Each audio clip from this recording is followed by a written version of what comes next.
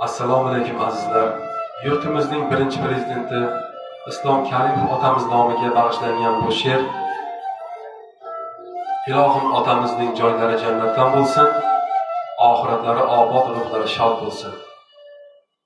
Otamni unutmang do'stlar.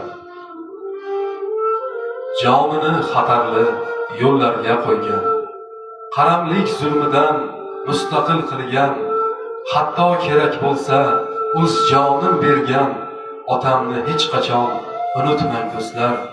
Komil inson bo'lib mehribon bo'lgan, barcha o'zbek avlodim bolam deb bilgan, yetimlarni erkalab bag'riga olgan otamni hech qachon unutmang do'stlar. Bu olamda go'zal makon bu O'zbekiston, otajonim asrab kelgan bu jannat makon. Shunday inson yaratgandan omonat ishon, otamni hech qachon unutmang do'stlar.